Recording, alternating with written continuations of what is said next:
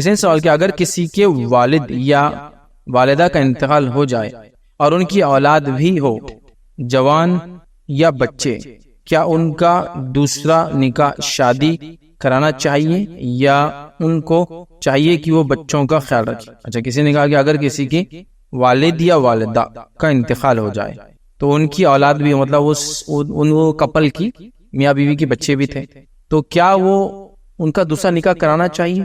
اس کا مطلب وہ عورت جو بچ گئی یا وہ مرد جو بچ گیا، یا وہ بچوں کا خیال رکھے؟ یہ سوال یاد رکھیے سچویشنل ہے، مطلب یہ سوال کا ایسا جواب میں نہیں دے سکتا ہوں ہاں یا نہ، یہ ساری چیزیں ڈیپینڈ ہیں۔ اس حدیث کے اندر آتا ہے، یہ روایت تعلق سے علماء کا کلام ہے کہ 3 چیزوں میں جلد بازی کیا کرو: اذان ہو جائے تو نماز پڑھنے میں، کوئی مر جائے تو اس کا تدفین میں، اور کسی کا نکاح کرنے کے اندر، اگر اس کے شوہر کا انتقال ہو جائے اس کے نکاح کرنے میں جلد بازی کرو۔ جوان کی تو کرنا ہی ہے، لیکن یہاں ٹوٹ گیا، ختم ہو گیا، چھوٹ گیا، مر گیا شوہر، تو جلدی کرنا چاہیے۔ تو یہاں ایک بات یہ بھی موجود ہے۔ دوسری طرف یہ بھی ملتا ہے کہ جو خاتون نکاح نہ کرے بچوں کی تربیت کی خاطر، تو اللہ تعالیٰ اس کو فلاں جنت میں اجر دینے والا، اسپیشل اجر، چونکہ اس نے صرف بچوں کی تربیت کی خاطر سیکنڈ میرج نہیں کی۔ تو یہ سچویشنل بات ہے، سمجھ رہے آپ؟ سچویشنل چیزیں ہیں، حالات، وقت، زمین، زمانہ کے اعتبار سے طے کیا جائیں گا ہاں یا نہ۔ اس میں اس کی عمر، اس کی سوچ، اس کی سمجھ، اس کی ضروریات کو بھی ڈالا جائے گا، کافی چیزیں ہوتی ہیں۔ لہٰذا میں کہہ سکتا ہوں ہاں وہ کر سکتے سچویشن، ان کی ضرورت ہے تو، اور نہ وہ دیکھتے ہوئے حالات۔ جیسا کہ ایک عورت ہے اگر دوسری شادی کرتی ہے تو ان بچوں کے پورے حق چلے جائیں گے، پھر وہ نہ کرے۔ جیسا کہ ایک شوہر ہے اگر وہ دیکھتا ہے کہ بچے برباد ہو جائیں گے اگر اس کے ساتھ کو ماں نہ رہی بچے، تو پھر وہ کر لے۔ تو یہ ساری چیزیں ڈیپینڈ ہے، لیکن چاہے وہ نہ کرے چاہے کرے، دونوں بارے میں ہمارا کوئی کمنٹ نہیں ہونا چاہیے۔ وہ اس نے اس کے سچویشن سے ڈیسائیڈ کیا ہوگا، یہ بات کو ہم سوچ لیں، لیکن ہمارے پاس تو واہ ایسا زبردست بنا رہتا۔ جیسا میں نے ایک صاحب کو کہتے سنا، بیٹے تم اس گھر کے اندر کبھی رشتہ نہیں بھیجو گے۔ ہم سن رہے بھائی کیوں؟ انہوں جوش میں بول رہے تھے ایک صاحب، اس لیے کہ بولے وہ جو ہے نا، بولے وہ لڑکی کی جو ماں ہے، مطلب نانی، لڑکی کی جو نانی ہے نا، اس نے بولے 60 سال میں دوسرا نکاح کری تھی۔ ان کے نانا بولے اصلی نانا نہیں بولے، تو لہٰذا تم ایسے گھر میں شادی کیسے کرو گی؟ بولے جہاں 60 سال کی بڈیاں تک شادی کرتی ہے۔ بولے کیا اس نے برائی تھی بتائیے؟ شرن کوئی برائی نہیں، لیکن سماج کا یہ حال۔ تو میں کہہ رہا ہوں وہ کرے یا نہ کرے وہ ان کی چوائس ہے، وہ حالات پہ ڈیپینڈ ہے۔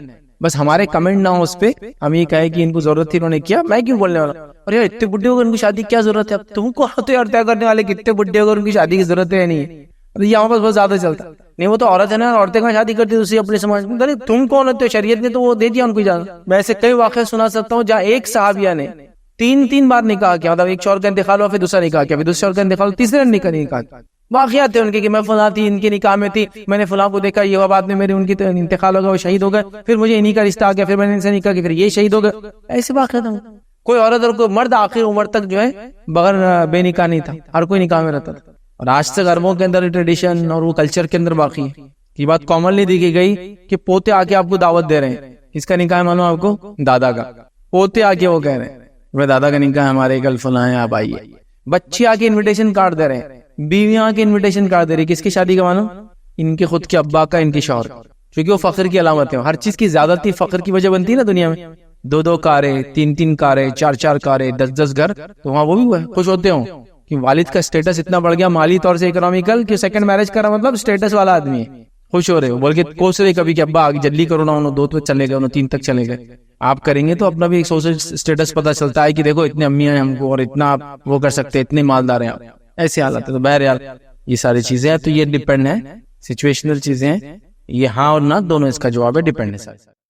میں نے ایک اچھا سوال کیا کہ ایسی کچھ خواتین جو گھر میں تو بہرحال ان کے تمام سہولتیں اللہ تعالیٰ نے ان کو مہیا کر دی، لیکن پھر بھی اپنے شوہر کے بارے میں برا بھلا باہر جا کر کہتی ہے، ان کے تعلق سے کیا ہے؟ دیکھیے آج سماج کی یہ بہت بڑی برائی ہے، بہت بڑی برائی، اور جس میں کوئی ایک فرد نہیں، میں، آپ، ہمارے بڑے، ہمارے چھوٹے، ہمارے بچے، سب شامل ہیں اس میں، مطلب کوئی ایک آدمی کی کمی نہیں ہے، یہ سب شامل ہیں، سب شامل ہیں۔ شروعات کہاں سے ہوتی ہے؟ دیکھیے میں ہمیشہ بولتا ہوں، لڑکی جب اپنے گھر سے نکلتی ہے اور شوہر کے گھر میں آتی ہے تو یہاں والدین اس کو نصیحت کریں۔ ہمارے والدین نصیحت نہیں کرتے، اس کو مشورے دیتے ہیں، بیٹا جاؤ 10 دن بعد میں خود دیکھ لیتا شادی کے بعد۔ نصیحت کریں، اس کو عاجز بنائیں، ان کو انکسار بنائیں۔ میں نے ایک بار جو ہے ریاض موسیٰ ملاباری صاحب جو ہے میرے استاد بھی ہیں، انہوں نے ان کی بیٹی کا نکاح ہوا تو انہوں نے اپنی بیٹی کو نصیحت کی تھی، اتنی اچھی نصیحتیں کی تھی کہ لوگوں نے کہا جو ان کے شاگرد تھے کہ شیخ اس کو لکھ لیجیے، تو اس کو لکھ کر ایک کتاب بھی چھاپا گیا، ایک باپ کی بیٹی کے نام نصیحت. اس نصیحت میں انہوں نے اپنے بیٹی کو نصیحت کی تھی بہت ساری باتوں کی. کام کاج بیٹا یہ تمہارا شرف ہے اور یہ تمہاری بلندی ہوں گی اس گھر کے اندر، یہ کوئی کمی نہیں، یہ بلندی اور شرف ہوگا تمہارا اس گھر میں جب تم کام کرو گی. اس میں یہ تک انہوں نے لکھا تھا کہ تمہارے شوہر کی جنسی خواہشات پوری کرنا یہ تم پر واجب ہے، اگر اس میں تم کو کچھ تکلیف کیوں نہ محسوس ہو. کوئی باپ کرے گا کہ وہ نصیحت کر رہے اپنی بیٹی، اتنی نصیحت انہوں نے کی، اتنی نصیحتیں کی. اور اسی طرح نبی اکرم صلی اللہ علیہ وسلم کے صحابہ اور آپ صلی اللہ علیہ وسلم کے زمانے کے بعد اور آپ سے پہلے بھی نصیحتیں کی جاتی تھی لڑکیوں کو جب وہ گھر جاتی تھی. آج نصیحتیں نہیں کی جاتی، آج مشورے دیے جاتے ہیں. جاؤ تم پڑھے لکھے کیا کرتا ہو دیکھیں گے، رشتہ تو کر لیا اپن نے، اپن ان سے بھاری خاندان والے دیکھ لیتے اپن. شروعاتی ہماری غلط ہوتی تمام چیز کی، اور سارا معاشرہ اس میں کوئی فرد نہیں، سارا معاشرہ ہے. ٹھیک. اب ہوتا کیا ہے، ایک بیٹی ہے اس کا نکاح ہو رہا ہے تو باپ نصیحت کرے، ماں نصیحت کرے کہ جس گھر میں اگر تمہیں کچھ بھی تکلیف ہو شریعت کے مطابق ہے، اس کے دائرے کے اندر ہے، تو تمہارے لیے وہ تکلیف نہیں ہوں گی، اس کو تکلیف نہیں سمجھنا. ٹھیک ہے. اور تمہارے شوہر تمہارے لیے سب کچھ ہے، اب پلٹ کے ہمارے طرف مت دیکھنا، اس لیے کہ اللہ کے بعد تمہارا سہارا دنیا میں وہ ہے. معلوم آپ کو ہمارے پاس کہتا تھا بیٹا صرف تم کو میں شادی کر رہا، باقی میں باپ ہے تمہارا زندہ، جب تک زندہ ہے میں سب کچھ کر سکتا. تو بولتی اچھا ابا میں تم کو اب ریفری بناؤں گی، مطلب جھگڑے اب جب شروع کروں گی تمہیں چاہنا. بولتا ہاں بیٹا جاؤ تم، میں ہوں ابھی زندہ 30 مار خان. ٹھیک. اس نے یہ بولنا چاہیے کہ اب تمہارا وہ گھر اور تمہارا وہ شوہر اللہ کے بعد سہارا اب وہ ہے، اور اس کے والدین اس کے بعد ہے، اور پھر اب ہمارا درجہ اس کے بعد ہوتا ہے. یہ بہت اہم چیز ہے. ایسی نصیحتیں کہاں ہو رہی ہیں آج؟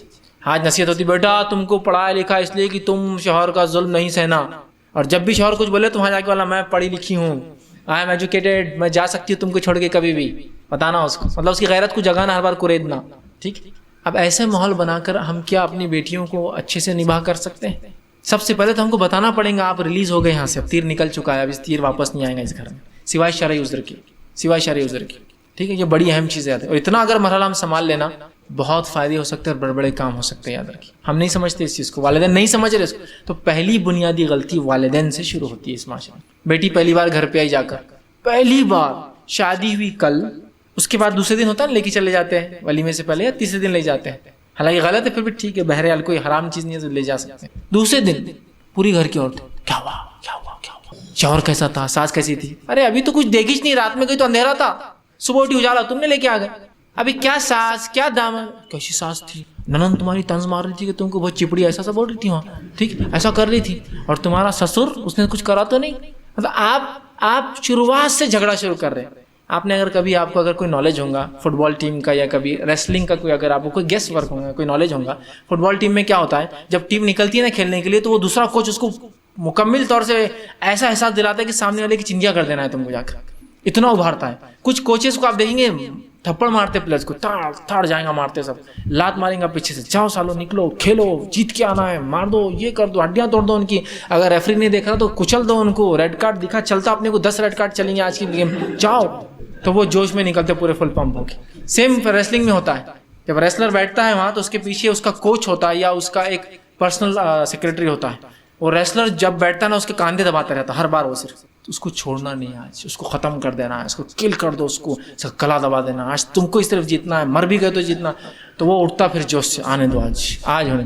اب ہمارے پاس کیا ہوتا ہے، بیٹی گھر آئی، یہ پورے ریسلرس اور کوچ، کیا ہوا رات میں، کیا ہوا، کسی نے کچھ بولا تو نہیں، کوئی گھورا تو نہیں، ننن نے کچھ کری تو نہیں، ارے امی کہاں سے کریں گے، ابھی صبح ہوئی ابھی کچھ ہوا بھی نہیں، اور نہیں بیٹا کچھ ہو سکتا ہے تمہارے ساتھ برا، ہم کو اندیشہ ہے، وہ لوگ ایسا کر رہے تھے، شادی ہونے کے طے ہونے کے بعد پتا چلا وہ ایسے ہے، یہ ویسا ہے، اس کے اکاؤنٹ میں اتنے پیسے نہیں ہیں، اس کا فلاں ہے، اس کا وہ ہے. پہلے کر لینا تو سی وی کیریکٹر ویریفیکیشن یہاں شروع ہوگا. پہلے دن سے وار ہم نے شروع کی، یاد رکھی ہم نے شروع کی. وہ اگر کوئی باپ ایسا ہو جس کی بیٹی فون کر کے بولے میرا شوہر تنگ کرو، تو بولے نہیں میں کچھ نہیں کر سکتا، دیکھو اٹس یور پرابلم، تمہارا شوہر ہی تمہارے پاس اللہ اور اس کے رسول کی بات وہی تمہارا سہارا، جاؤ دیکھو کیا کرتا. وہ لڑکی بولی بابا باپ نے چھوڑ دیا، اب چلو اس کے ساتھ ہی رہنا، آپ جیسا ہے ایڈجسٹ کرو. میں بتانا چاہ رہا ہوں عورتوں کو ظلم سہو نہیں کہہ رہا ہوں، میں کہہ رہا ہوں کچھ چیزیں ایڈجسٹمنٹ کے بعد ہی، کچھ اچھائیاں کچھ تکلیف کے بعد حاصل ہوتی ہے. میرٹ آنے والا بچہ دن رات سو کے میرٹ نہیں آتا، پوری کوشش کر کے آتا ہے. تو آپ کو کیا لگتا ہے 2 دن میں جا کے اپنی ماں کی سی پوزیشن آپ اس گھر میں حاصل کریں گے؟ جیسے آپ کی ماں ہوتی ہے نا اس گھر کے اندر، آپ کا باپ بھی اس کے ماتحت، آپ کے بھائی اس کے ماتحت، پوری سربراہ بنی ہوئی. یہ بہت بڑی غلط ایک سسٹم ہے ہمارے معاشرے میں کہ عورتیں ہمارے گھر کے رہبر سربراہ. تو یہ لڑکی کو بولتی بیٹا وہ گھر میں بھی جاتے تو نے ایک دم دھاک جما دینا. وہ یہ نہیں دیکھتی کہ آپ کی ماں نے 30 سال لگے جب اس پوزیشن میں آئی، تو آپ کو بھی کچھ وقت لگے گا نا. تو بس وہیں سے بہکانا شروع, وہیں سے وہ جوش دلانا, جاؤ آج کچھ ہوا تو میں ہوں پیچھے. وہ ایک فون بیٹے مس کال صرف, پھر دیکھو کیسی آنکھ لگاتا ہوں, ٹھیک. تو ہم بہکا رہے ہیں اس کو. اگر بیٹی آ کر یہ کہہ رہی ہے کہ میرے ساتھ اچھا سلوک نہیں ہو رات میں, تو باپ یہ بولے بیٹا ایک رات تو آپ کو کیا پتا اچھا اور برا سلوک کیا ہوتا ہے, کم آن, یہ تو کوئی طریقہ نہیں, جاؤ. سمجھ رہے. ایک بیٹی آ کر بول رہی ہے اپنے ماں سے 6 مہینے بعد آ کر بول رہی کہ اس گھر میں یہ تکلیف ہو رہی, ماں سمجھا رہی بیٹا یہ تکلیف کچھ بھی نہیں ہے, یہ تکلیف عام ہے, یہ تکلیف نہیں بلکہ یہ زندگی ہے, یہ زندگی ایسی ہوتی ہے, لوگوں کے مزاج ایسی ہوتے ہیں, سمجھو اس کو. وہ سب مزاج ختم ہو گیا. ہم سب سے پہلے لڑاتے, بھائی اس کو بڑا بیٹے بہن بیٹے باجی تم کچھ بھی ہو نا بول دو بہن بھائی کو, تو ایک ہاتھ کیسے میرے وہ ہاں چھوڑنے والا نہیں. آپ اس کو لڑا رہے ہیں. پھر ظاہر سی بات ہے اس کو پتہ چلتا شوہر کو بات, وہ بھی جوش میں آتا, اس کے بھائی رہتے, اس کی بہن بھائی ہے, اس کے بھی رشتے دار ہے, اس کی بھی جان پہچان ہے, اس کا بھی اثر رسوخ رہتا ہے, ایسا تھوڑی ہوتا. تو یہ اگر رشتے کو اگر محبت میں ڈھال دیں, اور ہم دو فریق سسرال والے وہ ریفری جیسا کام نہ کرے جو فٹ بال ٹیم کو ریسلرز کو لڑانے کا کام کرتے ہیں, بلکہ وہ پیسیفائی کرنے والا کام کرے, وہ سمجھانے والا کام کرے. جیسا کچھ گیمز میں ہوتا ہے وہاں گرم ذہن سے نہیں, وہاں ٹھنڈا دماغ رکھنا پڑتا ہے. تو وہاں کا کوچ الٹا کام کرتا ہے, وہ ہر بار جا کے بولتا ہے پانی پیو, اور کیا پاگل ہو گئے کیا, غصے کو سر تھوک دو, ارے اچھے سے کرو فلاں. ویسے بن جائے کہ کوئی بات نہیں بیٹا ایسا ہو سکتا ہے, یہ فلاں ہے. میں گھر آ جا رہی ابو یہ بہت تنگ کر رہے, نہیں بیٹا یہ گھر کے دروازے تو آپ کے لیے بند ہے, اب کیا کرنا ہے آپ دیکھو.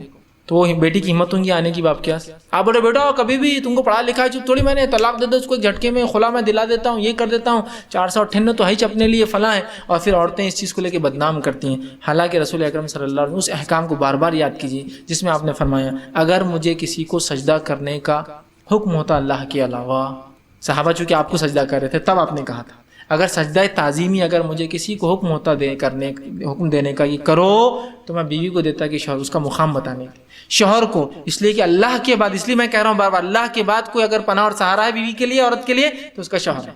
اور جو اپنے شوہر کے نزدیک بے عزت ہے اس سے زیادہ بے عزت عورت دنیا میں پھر کوئی نہیں.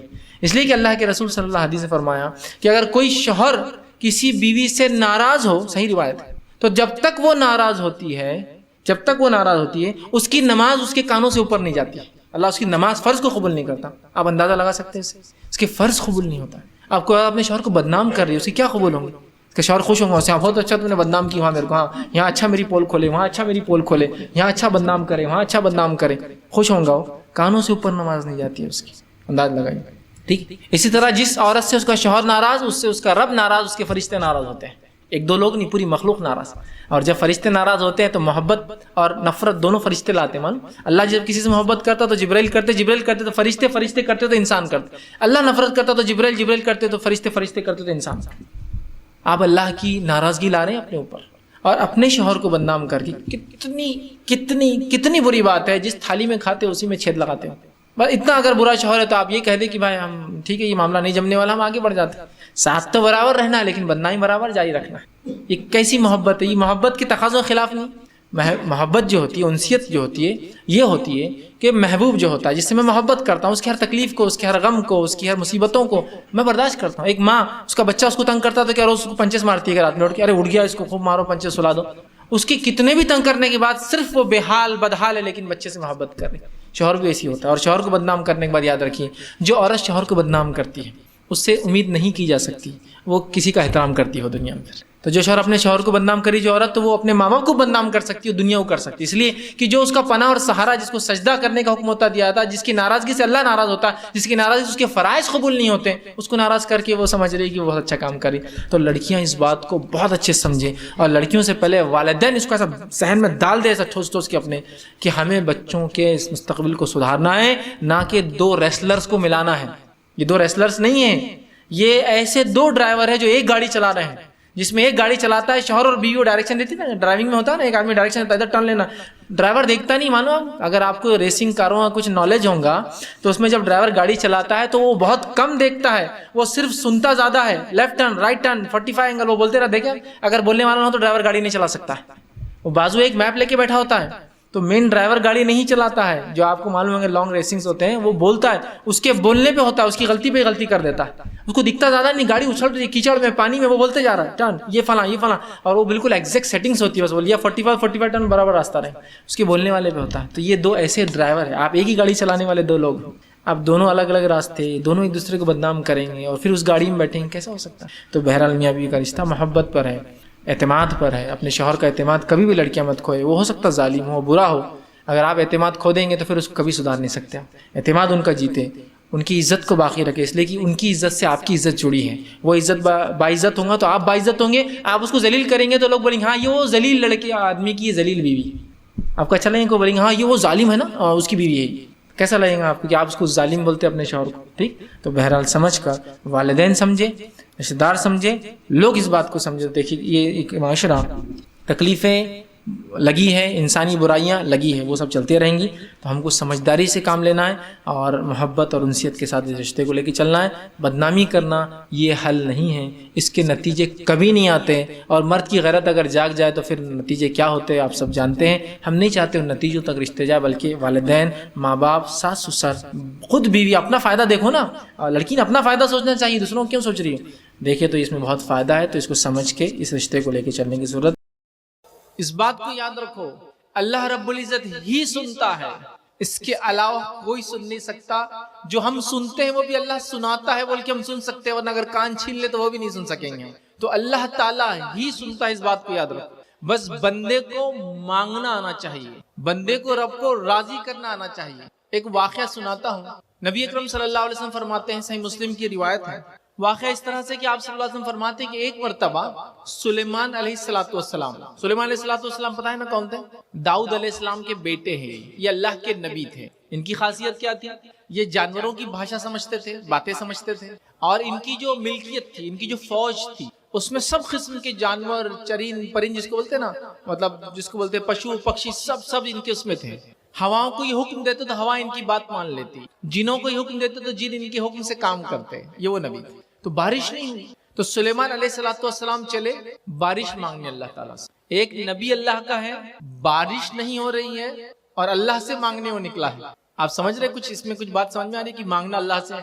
لیکن خیر یہ اصل پوائنٹ نہیں تھا میرا, میں آگے آ رہا ہوں کہ اللہ سے مانگنے کا جیسا حق ہے, مانگو وہ دینے والا ہے. لوگ کہتے ہیں اللہ دعائیں نہیں سنتا ہے. تو وہ نکلے, جب بارش کے لیے نماز استسقاء بولتے ہیں اس کو, بارش کی دعا, وہ نکلے اور جانے لگے.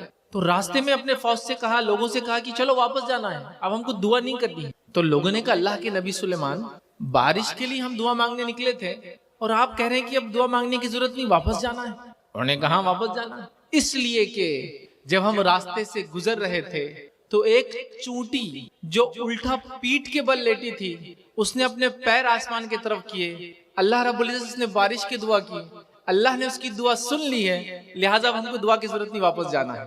تو اللہ تعالیٰ تو جانوروں کی بھی سنتا ہے, اس نے اس چوٹی کی دعا سنی. تو سوچو مسلمانوں, اگر تم یہ کہو گے اللہ ہماری نہیں سنتا تو پھر کس کی سنتا ہے اللہ تعالیٰ؟ بس مانگنا تو آئے, پکارنا تو آئے, جیسا حق ہے وہ کام تو کرو, پھر رب العزت دیکھو کیسی سنتا ہے. سمجھ رہے ہو اس بات؟ یہ بڑی اہم بات. تو سب سے پہلی چیز جس کو بولتے ہیں نا گرہ باندھ لینا, گیٹ باندھ لینا بولتے ہیں نا, عورتیں ان کے دوپٹے پلو کو کرتی ہیں نا کوئی چیز یاد رکھنے کے لیے. پہلے زمانے میں موبائل نہیں تھے نا, تو وہ ریمائنڈر نہیں ڈال سکتے تھے, تو کیا کرتی تھی عورتیں؟ گاٹے باندھ دیتی تھی. تو گرہ باندھ لو, مطلب یاد رکھ لو اس بات کو کہ اللہ ایک ہے. اللہ کو ایک مانو گے دنیا میں کامیاب رہوں گے, اللہ کو ایک مانو گے قبر کی برزخ کی زندگی میں کامیاب رہوں گے, اللہ کو ایک مانو گے آخرت کی زندگی میں کامیاب رہوں گے. اس کا کوئی شریک نہیں. دوسری چیز جو سوال لوگ کرتے ہیں اللہ سنتا نہیں, ایک واقعہ تو سنا دیا, اللہ سب کی سنتا ہے. اسی میں ایک چیز اور ایڈ کرتا ہوں. اللہ تعالیٰ جامع ترمذی کی روایت ہے سب کی سنتا ہے, لیکن 3 طریقوں سے سنتا ہے. ہم چاہتے ہیں میں نے مانگا مجھے بھی مل جانا چاہیے, لیکن اللہ سنتا ہے, لیکن 3 طریقوں سے سنتا ہے. پہلا, جو تم نے مانگا وہ تم کو عطا کر دیا جاتا ہے. تم نے دعا کی اللہ مجھے بزنس تجارت اچھا کر دے, ہو گیا. تم نے مانگا اللہ تعالیٰ مجھے گاڑی دے دے, مل گئی. تم نے مانگا اللہ تعالیٰ مجھے دنیا کے اندر کامیاب کر دے, ہو گئے. کوئی مسئلہ تھا, پریشانی تھی, دکھ تھی, تکلیف تھی, بیماری تھی, مانگا اور مل گیا. تو ایک تو اللہ تعالیٰ جیسے ہی بندہ جو مانگتا ہے وہ دے دیتا ہے. دوسرا کیا کرتا ہے, جب بندہ جو مانگتا ہے اگر وہ نہیں دیتا ہے تو اس کے بدلے اتنی مصیبت کو دنیا کی اس کے ٹال دیتا ہے جو اس کے پاس آنے والی تھی. سمجھے بات؟ پہلے تو دعا مانگی سیدھا مل گیا, دعا مانگی سیدھے نہیں ملا, تو اللہ تعالیٰ اتنی مصیبت کو ہماری زندگی سے نکال دیتا ہے جتنی دعا میں نے کسی چیز کو مانگنے میں کی. اور تیسرا, اللہ کے رسول صلی اللہ علیہ وسلم فرماتے ہیں اگر اس کو مصیبت بھی کوئی نہیں ٹالتا اللہ تعالیٰ تو آخرت میں اس کا بدلہ دیں گا. اور بندہ جب آخرت میں جا کے دیکھیں گا اس کے نام اعمال رجسٹر, تو کہیں گا اللہ میں نے یہ کام تو کیا ہی نہیں تھا, لیکن لکھا ہوا ہے. تو اللہ تعالیٰ فرمائیں گا یہ وہ تیری دعائیں تھی جو تم مجھ سے مانگتا تھا، میں نے قبول نہیں کی، آج اس کا بدلہ تجھے دے رہا ہوں۔ بندہ کہیں گا اس بات کو سن کے اللہ کاش تو دنیا میں میری ایک بھی دعا نہ سنتا، اس لیے کہ جو بدلہ اس کو آخرت میں ملے گا اتنا بڑا ہوگا کہ وہ کہیں گا اللہ کاش تو دنیا میں میری ایک بھی دعا نہ سنتا۔ سمجھ رہے بات کو؟ تو لہٰذا بہت سارے لوگ توحید کے خلاف کام کرتے ہیں۔ کیوں کرتے ہیں؟ اللہ سن نہیں رہا ہماری، میری دعائیں قبول نہیں ہو رہی، میری غریبی نہیں ہٹ رہی، میری مصیبت نہیں ہٹ رہی، میری پریشانی نہیں ہٹی، میرا بزنس نہیں چلا، میرا بچہ پاس نہیں ہوا، ہے نا، سب مانگتے، میری منت پوری نہیں ہوئی، میری مراد پوری نہیں ہوئی۔ سب کی منت پوری ہوگی، سب کی مراد، بس اللہ سے مانگو، وہ تین میں سے ایک طریقے سے دیں گا، جو مانگا وہ ملیں گا، جو مانگا اس کے بدلے کو مصیبت اللہ ٹال دیں گا، اور تیسرا آخرت میں اس کا بدلہ ملیں گا۔ تو میں نصیحت کروں گا آپ کو، جو سب سے پہلے تھی، اللہ کو ایک جانو، ایک مان، اسی سے مانگو، وہی دینے والا ہے، وہی لینے والا ہے۔ اس چیز کو میں امید کرتا ہوں آپ سمجھے ہوں گے، تو یہ میری پہلی نصیحت تھی۔ خواتین سے بھی گزارش کروں گا، اپنے ننھے منھے بچوں کو جو تربیت دے کے بڑا کرتی ہے نا، تو ان کو توحید سمجھائے، ایک اللہ سے محبت سکھائے، ایک اللہ کیا ہوتا ہے وہ سمجھائے۔ تو ماؤں سے گزارش کروں گا، آپ کا دینی علم سیکھنا بہت زیادہ ضروری ہے، چونکہ آپ کے گود سے لڑکے اور لڑکیاں دونوں پیدا ہوتے ہیں، اور اگر ماں توحید پر رہی، اس نے توحید کا درس دیا، اس نے اس کو توحید سمجھائی، تو انشاءاللہ عزیز یہ بچہ جب بڑا ہوگا تو ایک اللہ کو مانتے ہوئے بڑا ہوگا، اسی طریقے پہ چلیں گا، اور انشاءاللہ عزیز جس کا خاتمہ توحید پر ہوا وہ آخرت میں کامیاب رہیں گا۔ یاد رکھیے چاہے زندگی کیسی گزری ہو، لیکن خاتمہ توحید پر، چونکہ بہت سارے لوگ ہوتے ہیں جن تک یہ بات پہنچتی نہیں ہے کبھی، بہت سارے لوگ دوسرے مذاہب میں ہوتے ہیں، ان کو پتہ بھی نہیں ہوتا ہے، تو پیدا کیسے بھی ہو ایک الگ بات ہے، مرے اس چیز پر کہ وہ ایک اللہ کو مانتا ہوں۔ تو گزارش کروں گا خواتین سے، عورتوں سے جو میری بات کو سن رہی ہیں، آپ کا بہت اہم رول اور کردار ہے، اب آپ کو وہ رول ادا کرنے کا ٹائم آ چکا ہے۔ تو پہلی چیز توحید۔ آئیے توحید کے بعد میں دوسری چیز کی جو نصیحت آپ کو کروں گا آج، وہ ہوں گی مسلمانوں نماز قائم کرو، مسلمانوں نماز قائم کرو، مسلمانوں نماز کو قائم کرنے والے بن جاؤ۔ اب آپ کہیں گے نماز تو کر ہی رہے نا، کتنے وقت ایک دن میں نماز ہم پر فرض ہے؟ کچھ نوجوان ہمارے، کچھ لوگ 2 ٹائم پڑھ رہے ہیں، کچھ لوگ 3 ٹائم پڑھ رہے ہیں، کچھ لوگ جمعہ کو جمعہ پڑھ رہے ہیں، کچھ لوگ جب دل بولا پڑھ رہے ہیں، کچھ لوگ مصیبت آ گئی تو پڑھ رہے ہیں، باقی دنوں میں نہیں پڑھ رہے۔ کہ مسجد میں کبھی کوئی آ گیا تو مسجد والے پوچھتے گھر میں سب اچھے تو ہے نا، کوئی بیمار تو نہیں ہوا، دھندا پانی اچھا تو چل رہا ہے نا، کہ تو تم مسجد میں آ گئے تو کچھ مصیبت ہوں گی بول کے، ورنہ تم مسجد میں آتے نہیں ہو کبھی، ایگزام تو نہیں چل رہے ہیں، ہاں پریکشا تو نہیں ہے تمہاری، تو مصیبت کے ٹائم پہ پڑھ رہے ہیں۔ کچھ لوگوں کا حال یہ کہ عید کو عید پڑھ رہے ہیں، ایسے لوگ بھی دیکھیں آپ نے، عید کو عید پڑھ رہے ہیں، ہے نا، اور کچھ لوگوں کا حال یہ کسی کا انتقال ہوگا تو جنازے کی نماز ہی پڑھتے ہو، باقی فرض نماز تو پڑھتے ہی نہیں کبھی۔ تعجب کی بات، ہم پر ہر روز میں کتنی نمازیں فرض ہیں؟ 5 نمازیں، ہے نا۔ اب کون سی ہو 5 نمازیں؟ ہر مسجد کے اندر آپ جاتے چارٹ لگا ہوا رہتا ہوتا ہے نا، چارٹ، کبھی کبھار اسے گلدستہ رہتا، اس میں 5 پھول رہتے، ہر پھول پہ نام لکھا ہوا تھا نماز کا، یا پھر وہ گھڑی کے اس میں رہتا۔ تو 5 نمازیں ہم کو ہر روز میں فرض ہے۔ یہ فرض نمازوں کے علاوہ بھی بہت ساری نمازیں جو اللہ کے رسول صلی اللہ علیہ وسلم پڑھتے تھے، جس کو سنت کہتے ہیں، کبھی فرض سے پہلے پڑھتے، کبھی فرض کے بعد پڑھتے، کبھی نہیں پڑھتے۔ جو فرض سے پہلے اور بعد میں ہمیشہ پڑھتے اس کو سنت موقعہ بولتے ہیں، جو کبھی پڑھتے اور کبھی نہیں پڑھتے اس کو سنت بولتے ہیں، اور باقی نفل بولتے ہیں نمازوں کے اندر۔ تو اللہ کے رسول صلی اللہ علیہ وسلم یہ پڑھتے تھے۔ اس کے علاوہ اللہ کے رسول صلی اللہ علیہ وسلم اور بھی نمازیں ہم کو سکھا کرتے ہیں، چاشت کی، اشراق کی، اوابین کی، سورج گرہن کی، چاند گرہن کی، اس کے بعد نماز استسقاء بارش نہیں ہونے کی، اور صلاۃ الحاجہ کسی جس کو کہیں گے اپنے منت مرادیں پوری کرانے کے لیے، حاجت پوری کرنے کے لیے دعا کرنا ہے، توبہ کے لیے نماز پڑھنا ہے۔ حدیث میں تو آتا ہے کہ آندھی طوفان بھی چلتی تو اللہ کے رسول صلی اللہ علیہ وسلم مسجد میں چلے جاتے، نماز پڑھتے ہیں، بہت نمازیں پڑھتے ہیں۔ ہمیں کیا ہو گیا؟ ہم کیوں 5 وقتہ نمازی نہیں بن رہے؟ ہم کیوں 5 ٹائم جو ہے پریئر نہیں کر رہے، نماز نہیں پڑھ رہے؟ میں یہ نہیں کہہ رہا ہوں کہ آپ لوگ نہیں پڑھتے، میں ایک عام بات کر رہا ہوں، چونکہ اب آپ کا محلہ ہے، اب رمضان کو کتنے دن باقی ہیں؟ 6 دن باقی ہے۔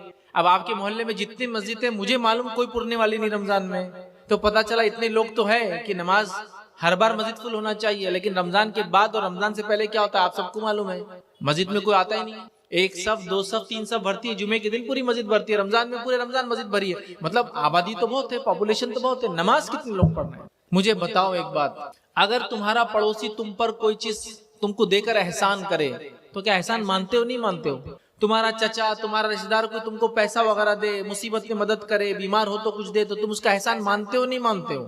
مانتے ہو نا۔ تو میرا سوال ہے، میرا پرشن ہے آپ سے، میرا سوال ہے کہ اللہ تعالیٰ جو صبح سے شام تک احسان پر احسان کرتے چلا جا رہا ہے، اتنی نعمتوں پر نعمتیں دیتے چلا جا رہا ہے، تو پھر میں اور آپ نماز کیوں نہیں پڑھتے؟ یہ ہمارے فائدے کے لیے ہے، اللہ کا حکم ہے لیکن فائدہ ہمارا ہی ہے اس کے اندر، کیوں نہیں کرتے ہیں پھر ہم؟ جب پڑوسی کے احسان کی وجہ سے اس کی عزت کرتے، اس کا احترام کرتے، اس کے بارے میں بولتے ہیں لوگوں کو، تو پھر اللہ تعالیٰ نے اتنے احسانات کی کیوں نماز میں نہیں کھڑے ہوتے اس کے ساتھ؟ تو نماز قائم کرو، ہر روز میں 5 وقت نماز پڑھنا ہے۔ اگر نماز نہیں پڑھتے ہو یا نہیں پڑھ رہے ہو 5 وقت، تو یاد رکھو دوسرے کوئی اعمال قبول نہیں ہونے والے، پھر کوئی عمل قبول نہیں ہوتا۔ حدیث کے الفاظ ہے، جو فجر کی نماز پڑھتا ہے وہ اللہ کی امان میں آ جاتا ہے۔ امان سمجھتے آپ؟ اس کے پروٹیکشن میں آ جاتا ہے، اس کی حفاظت میں آ جاتا ہے، اس کے انڈر میں آ جاتا ہے، اس کی سیکیورٹی میں آ جاتا ہے فجر کی جو پڑھتا ہے۔ اب فجر جو نہیں پڑھتا ہے تو وہ امان سے نکل گیا اللہ تعالیٰ کی، اب وہ شیطان کی طرف چلے جائے یا کہاں جاتا ہے وہ جائے۔ ظہر کی نماز کی اہمیت بتاتے ہوئے نبی اکرم صلی اللہ علیہ وسلم فرمایا کہ اگر ظہر کی نماز کا اجر اگر تم کو پتہ چل جائے، اس کا ثواب تم کو پتہ چل جائے، تو اگر تم کو چلنا نہ بھی آئے، چلنا پیروں سے نہ بھی آئے، تو تم اپنے آپ کو کولوں کے بل پہ رگڑتے ہوئے، ہوتا کمر پہ بیٹھ کے دیکھا کسی آدمی کو تو پیر آگے کرتا پھر کمر سے آگے کھینچتا اپنے آپ، دیکھا جس کو چلنا نہیں آتا کیسا چلتا پیٹ سے۔ تو تم کو اگر پتہ چل جائے کہ ظہر کی نماز کا اجر کیا ہے، تو تم اپنے کولوں کے مطلب بیک سائڈ کا جو حصہ اس کو گھستے ہوئے رگڑتے ہوئے مسجد کی طرف آؤں گا، اتنا اجر ہے۔ عصر کی نماز کے بارے میں فرمایا اگر تم کو یہ بتا دیا جائے کہ عصر کی نماز چھوڑنے کا گناہ کیا ہے، عصر کی نماز چھوڑنے سے آخرت میں کیا عذاب ملنے والا ہے، تو اس کا ایک نماز چھوڑنے کا اتنا صدمہ ملے گا انسان کو عصر کی روز قیامت، جب اس کو پتا اتنا صدمہ ہوگا جیسے اس کے پورے رشتہ دار مر گئے اور پورا مال و دولت لٹ گیا۔ اگر آپ کو کوئی خبر دے کہ پورے رشتہ دار تمہاری دنیا میں جتنے سب مر گئے آج اور پورا پیسہ لٹ گیا تمہارا، تو کتنا افسوس ہوگا نا؟ تو اتنا افسوس ہوگا کہ ایک انسان کو جو صرف عصر کی نماز چھوڑتا تھا ایک وقت کی، سمجھ رہے ہیں بات؟ عشاء کے بارے میں اور فجر کے بارے میں آپ فرماتے جو اس کو نہیں پڑھتا وہ منافق ہے۔ منافق معلوم کون ہے؟ یہ منافق وہ لوگ ہیں جو سب سے گھٹیا لوگ ہیں انسانیت میں اور جہنم میں سب سے نیچے جلنے والے ہیں، یہ کافروں سے بھی نیچے ہوں گے۔ تو منافق فجر اور عشاء نہیں پڑھتا ہے۔ اب دیکھو اپنا حال، ہم لوگ نماز کا کیا معاملہ؟ میں نے تو لوگوں کو یہاں تک دیکھا، آپ کے بارے میں بالکل نہیں کہہ رہا ہوں، لوگوں کو دیکھا میں نے ایسا کہ لوگ اجتماع میں آ رہے ہیں، اللہ رحم کرے بغیر نماز پڑھے کے آ رہے ہیں، اجتماع سے جا رہے ہیں تب بھی نماز نصیب نہیں۔ کیا فائدہ ویسے اجتماعات کا اور ایسے پروگرامز کا جو ہم کو دیندار نہ بنا، نماز کا عادی نہ بنا۔ عورتوں سے گزارش کروں گا پھر میں، جو سن رہی ہیں میری بات، مائیں اور بہنیں، بیٹیاں اس امت کی، آپ کو سب سے پہلے نمازی بننا ہے۔ آپ بولیں گے کیوں؟ مردوں کو تو نہیں بول رہے آپ، ہم کو کیوں بول رہے ہیں؟ مردوں کو تو بننا ہی ہے، سب کو بننا ہے، آپ کو کیوں کہہ رہا وہ سمجھو میری بات۔ گھر میں ایک چھوٹا سا بچہ ہے، ایک 5-6 مہینے کا، جو صرف ابھی چلنا بھی نہیں آیا، اس کو رینگتا ہے، رینگنے والا بچہ سمجھتے نا، ہاتھ پیر سے رینگتا ہے۔ جب اس کی ماں اس کے بازو نماز پڑھتی ہے تو وہ بھی کچھ تو بھی کرنے لگ جاتا۔ کیا کرتا ہے دیکھیں آپ نے؟ سجدے کرتا، سجدے میں کلاٹیاں مارتا، رکوع کرنے کی کوشش کرتا اور گر جاتا، دیکھا کہ نہیں دیکھا آپ نے؟ پھر بیٹھ کے انگلی کو حرکت دیتا تشہد میں، حالانکہ اس کو نماز آتی نہیں ہے۔ کیوں کر رہا وہ یہ کام؟ میرا سوال ہے آپ سے۔ اس نے اپنے ماں کو نماز پڑھتے ہوئے دیکھا تو وہ بھی ماں کے جیسا بننا چاہتا ہے۔ تو سمجھ لو ایک ماں نمازی ہے تو اس کے بچے نمازی بچپن سے، اور ماں بے نمازی ہے تو اس کو اس بچوں کے بے نمازی ہونے کا بھی گناہ ملے گا، چونکہ اس نے نہیں پڑھتی بلکہ انہوں نے سیکھے نہیں۔ دیکھا نہیں دیکھا؟ بچے ایسے کرتے ہیں نا، چھوٹے بچے دیکھیں جو آپ کرتے ہیں وہ کاپی کرتے ہیں۔ باپ نماز پڑھا تو نماز، لیکن کبھی کبھار باپ باہر ہوتا ہے، کمائی کے لیے جاتا ہے یا دن بھر باہر رہتا ہے، تو اس کی ظہر اثر مغرب باہر ہو جاتی ہے، کبھی کبھار عشاء اور فجر ساتھ ہوتی ہے، اور چھوٹا بچہ ہے تو فجر میں ساتھ نہیں چلتا ایک دم، ہے نا؟ عشاء وغیرہ کبھی ہوئی تو مسجد میں ہوگی تو وہ بھی نہیں دیکھتا ہے، لیکن ماں کو جب وہ دیکھتا ہے بچپن سے کہ ماں نماز پڑھتی ہے تو وہ بھی نمازی بائی ڈیفالٹ، جس کو بولتے ہیں نا بچپن سے نمازی بن جاتا ہے۔ اس کی سیٹنگ ہی ایسی ہو جاتی ہے، جیسے موبائل کی سیٹنگ کرتے تھے اب اتنے ٹائم پہ یہ ہونا، اس کی سیٹنگ ہو جاتی ہے، پھر وہ بائی ڈیفالٹ نمازی بن جاتا ہے۔ تو گزارش کروں گا اپنی ماؤں سے، اب طے کر لو کہ نماز تو نہیں چھوٹیں گی، باقی نماز نہیں چھوٹیں، شادی بیاہ کے لیے نماز نہیں چھوٹیں گی، سفر کے لیے نماز نہیں چھوٹیں گی، بیماری کے لیے نماز نہیں چھوٹیں گی، خاموخواہ نماز نہیں چھوٹیں گی۔ ہم نمازی بنیں گے اور اپنی نسلوں کو نمازی بنائیں گے، ٹھیک ہے؟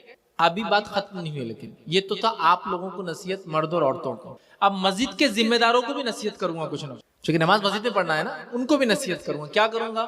حدیث میں الفاظ ہے جب بچہ 7 سال کا ہو تو مسجد لے کر آؤ، اور 10 سال کا اور مسجد نہ آئے تو اس کو مارو۔ ایک ہی حدیث ہے جس میں اللہ کے رسول نے مارنے کا کہا بچوں کو، کیوں؟ اس لیے کہ اگر نمازی نہیں بنے گا تو جہنم میں جلے گا. جہنم کی آنکھ کے مقابلے میں دنیا کو تھوڑا دنیا میں اس کو سزا دے کر اگر نماز پڑھا دے تو زیادہ اچھا ہے. عادت تھوڑے دن میں عادت لگ جاتی ہے. تو مسجد کے ذمہ داروں سے میں سوال کروں گا کیا ہماری مسجد 7 سال کے بچے کو ویلکم کرنے کے لیے تیار ہے, قبول کرنے کے لیے تیار ہے؟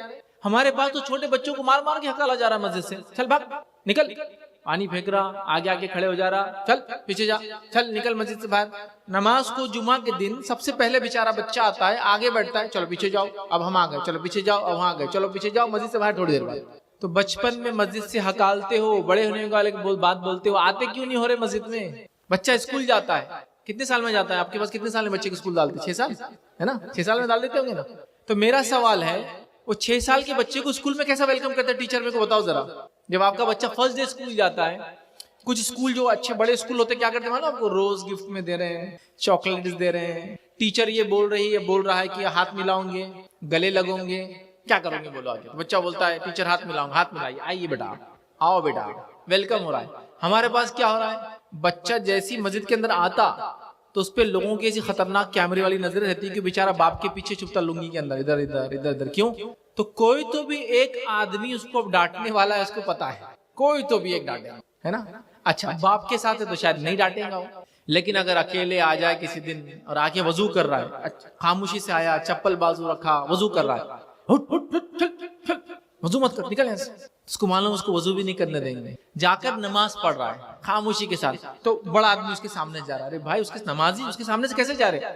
بچہ تو ہے, یاد رکھو ہو سکتا ہے میری اور آپ کی نماز قبول نہ ہو رہی ہوگی, لیکن وہ بہت دل سے پڑھ رہا ہے, اللہ کو یاد کر رہا ہے, اس کو کسی کو بتانا نہیں ہے کچھ بھی, وہ خالص اللہ کے لیے آیا مسجد میں. تم بولو اس کی نماز قبول نہیں ہو؟ کیا مسجد میں طہارت خانے ان کے حساب سے بنے؟ 7 سال کے لے کے جانا, حدیث میں لے کے جاؤ, 10 سال کے ہو تو مارو. تو 7 سال میں کیا ہماری مسجدیں ویلکم کر رہی ہیں ان کو؟ تو میں مسجد کمیٹیوں سے, انتظامیہ سے جو میری بات سن رہے کہوں گا, آپ اپنی مسجدوں کو ایسا بنائیں کہ بچوں کو دونوں ہاتھ سے ویلکم کریں. آؤ بچوں, نماز کے لیے آؤ, مسجد میں آؤ. نبی اکرم صلی اللہ علیہ وسلم تو اپنے ننھے منھے نواسوں کو مسجد میں لاتے تھے.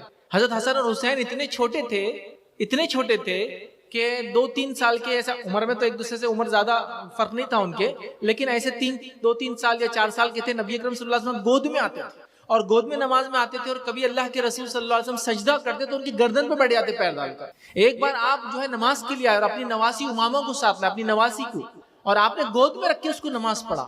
بچوں کو مسجد لاتے تھے. ایک بار کا مشہور واقعہ, اگر آپ نے نہیں سنا ہوگا تو آج سن لیں, یا پھر سنا ہوگا تو ایک اور ریپیٹیشن.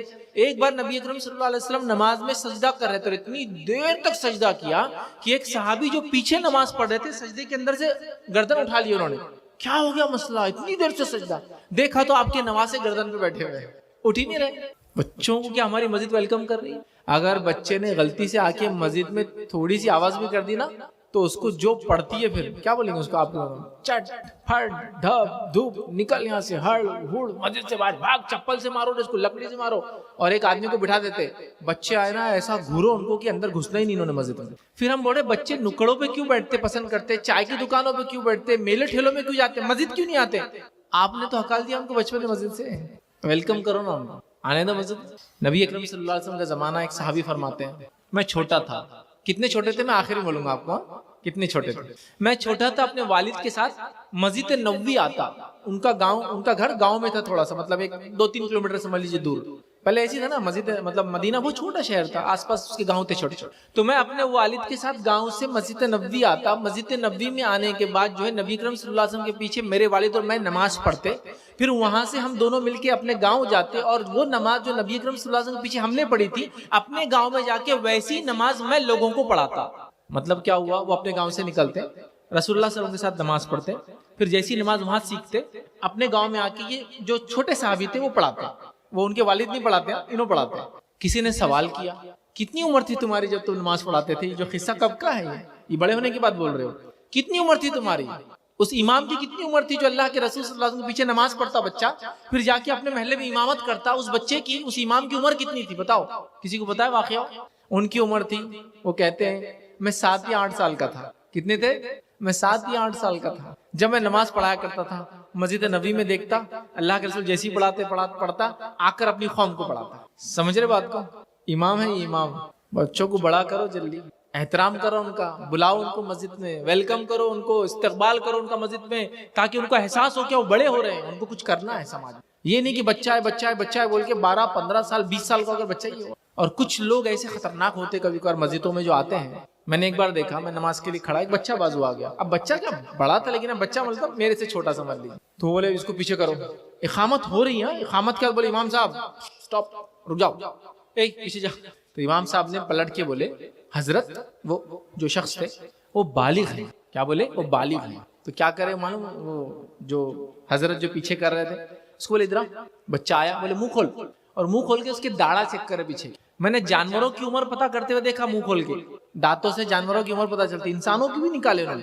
نہیں بولے اس کو پیچھے کی داڑھ نہیں, چل بھاگ جاؤ, تو نہیں بولے بالغ ابھی. کیا تماشا ہے. تو آپ کو خواتین کو گزارش کروں گا ہم نمازی بنے. مسجد کمیٹی کے ذمہ داروں کو کہوں گا مسجدوں کو کھول دے, ویلکم کرے لوگوں, نمازیوں کی سہولت کے اعتبار سے. ابھی کبھی کبھار تو مسجد میں نماز پڑھنا بھی لوگوں نے مشکل کر دیا. کیوں مشکل کر دیا معلوم آپ کو؟ مسجد میں بولے ہم نے قالین ڈال دیے, قالین. پھر قالین کو بچانے کے لیے اس پہ ایک وائٹ چادر ڈال دیے, وائٹ چادر کو بچانے لال چادر ڈال دیے. پھر کو وضو کر کے بولتے پانی نہیں لانا, چپل نہیں لانا, پیر نہیں رکھنا, بچے نے نہیں آنا, یہ نہیں گرنا, وہ نہیں گرنا. ارے نماز پڑھنا ہے یا قالین کو سنوارنے اور سنبھالنے کے لیے آئے ہوئے مسجد کے اندر؟ کئی کو ایسی مسجدیں بنا رہے ہو جس کے اندر نماز بھی نہیں پڑھ سکتے ہو تم سیدھے سے جا کر. فرشی اچھی پھر اس سے اچھے تمہارے نیچے جاؤ, صفائی کرو, نماز پڑھ لو. تو ہم نے بڑا کمپلیکیشن کر دیا. تو نصیحت کروں گا نمازی بنو, نمازی بنو. روزہ زکوٰۃ حج کر رہے ہیں لوگ, چونکہ وہ سال میں ایک بار ہو رہا, زندگی میں ایک بار ہو رہا ہے نا. نماز روز پڑھنا ہے. کتنے وقت؟ 5 وقت. اب تہیہ کرو, انشاءاللہ عزیز ہم نمازی بن جائیں گے. اب فجر آنے والی, چونکہ اب عشاء کا تو چلا گیا معاملہ, اب فجر آنے والی ہے, اب شروع کر دیں یہاں. اور ایسا سلسلہ, ایسا سلسلہ. کسی زندہ انسان کو آپ نے کبھی یہ پوچھا تیری سانس چلتی ہے کہ نہیں چلتی؟ زندہ ہے تو سانس لیتا ہے. تو کسی مسلمان کو پوچھنے کی ضرورت نہیں پڑنا چاہیے وہ نمازی ہے یا نہیں ہے. مسلمان ہے تو نماز پڑھتا ہوں. چونکہ اللہ کے رسول صلی اللہ علیہ وسلم کے زمانے میں تو منافق بھی نماز کو نہیں چھوڑتے تھے, وہ بھی آگے پڑھتے تھے, چونکہ ان کو بھی معلوم تھا اگر نماز نہیں پڑھیں گے تو صحابہ کو پورا یقین ہو جائے گا کہ یہ منافق ہے. تو وہ بھی آگے چپ چپ کی نماز پڑھتے, لیکن پڑھتے, چونکہ ان کو معلوم تھا نماز چھوڑ دیں گے ہم کو منافق مسلمان سمجھ جائیں گے. تو کتنی افسوس کی بات ہے, میں اور آپ تو مسلمان کر رہے اپنے آپ کو, نماز نہیں پڑھ رہے. تو انشاءاللہ عزیز آپ طے کر لیں, نمازی بن جائیں گے. اپنے آپ سے وعدہ کیجئے, اپنے رب سے وعدہ کیجئے, ارادہ کیجئے, پکا ارادہ کیجئے. عورتیں بھی, مرد بھی, بچے بھی, ہم نمازی بنیں گے. اپنے آپ کو نمازی بنائیں گے, اپنے بچوں کو نمازی بنائیں گے, اپنے پڑوسیوں کو نمازی بنائیں گے, اپنے آنے والی نسلوں کو نمازی بنائیں گے. کریں گے نا انشاءاللہ. انشاءاللہ. آئیے آگے بڑھتے ہیں. تیسری نصیحت آپ کو کروں گا وہ یہ ہے, قرآن سے پکا اور سچا رشتہ بناؤ. قرآن سے پکا اور سچا رشتہ بناؤ. آپ بولیں گے قرآن سے تو رشتہ سب کا ہے نا, پکا بھی ہے سچا بھی ہے. یہ خالی بولنے والا پکا سچا نہیں. جیسا میں ایک ایگزامپل, ادھارن دیتا ہوں آپ کو, مثال دیتا ہوں. اگر کسی سے یہ پوچھ لیا جائے قرآن کیا ہے, چلو بتاؤ, کیا بولیں گے آپ؟ قرآن اللہ کا کلام ہے, بڑی کتاب ہے, سب سے بڑی کتاب ہے, نازل ہوئی بھی کتاب ہے, معجزہ ہے, اور ساری کتابوں کی امام ہے, نبی اکرم صلی اللہ علیہ وسلم نازل ہوا, اس پر ایمان لانے والا یقیناً جنت میں جائیں گا, اس کو چھوڑنے والا جو ہے وہ جہنم میں جانے والا ہے, یہی حق ہے, اس میں سب سچ ہے, اس میں دنیا کی باتیں ہیں, اس میں آخرت کے نجات کا ذریعہ ہے, اس میں دنیا گزارنے کا طریقہ ہے, اس میں سائنس کی باتیں ہیں, اس میں یہ ہے, اس میں وہ ہے, اس میں شفا ہے, اس میں بیماری کا علاج ہے, اور اس کا یہ ہے, اور اتنا مطلب اس سے جن شیاطین دور مطلب برائی دور بھاگتی ہے, اچھائی کو لانے والا ہے, برکتوں کو لانے والا ہے, خیر کو لانے والا ہے, یہ کرنے والا ہے, وہ کرنے والا. مطلب میں اب بول بھی نہیں سکتا کیا کیا ہے قرآن, ہے نا. تو پہلا سوال قرآن کیا ہے, تو جواب اتنا لمبا کہ آدمی بول رہا بھائی کیا بات ہے, ماشاءاللہ کیا جواب ہے. اب دوسرا سوال قرآن میں کیا ہے. اب جیسی قرآن میں کیا بولے تو یہ آدمی جو اتنے جوابات دے رہا تھا نا, اس کا منہ پھر جاتا. آپ دے دیجیے ذرا جواب, آپ دے دو کیا ہے. میں تو میرے کو تو نہیں معلوم کیا ہے, میں مولوی تھوڑی ہوں جو میرے کو معلوم ہے. بڑی کتاب یہ معلوم ہے, برکت والی کتاب یہ معلوم ہے, نجات والی کتاب یہ معلوم ہے, دنیا اور آخرت میں کامیابی کتاب معلوم ہے, اس میں کیا ہے مجھے اتنا نہیں معلوم زیادہ تھوڑا. تو سچا اور پکا رشتہ یہ تو نہیں ہو سکتا کہ آپ بولے میرا سچا اور پکا رشتہ ہے, لیکن بیوی کا نام ہی نہیں معلوم آپ کو کیا ہے. بیوی کیا, اس کے صفات نہیں معلوم, اس کی عادتیں نہیں معلوم, اس کے اطوار نہیں معلوم, اس کی پیدائش نہیں معلوم, اس کے اچھائیاں, اس کی برائیاں, اس کی پسند, اس کی ناپسند ہو ہی نہیں سکتا. قرآن میں کیا ہے. جب میں کالج میں تھا, اللہ رحم کرے, جب میں دین سے اتنا جڑا ہوا نہیں تھا, تو ایک مرتبہ ایسا ہوا کہ ہم بیٹھے تھے 25-30 نوجوان, ایک آدمی آیا اور اس نے ایک سوال کیا. کیا سوال کیا معلوم آپ کو؟ کیا قرآن میں کوئی نور علیہ السلام ہے کہ نور علیہ السلام. اب ہم 25-30 نوجوان مسلمان سب ایک دوسرے کی طرف دیکھ رہے, بھائی کوئی ہے کہ نور نور.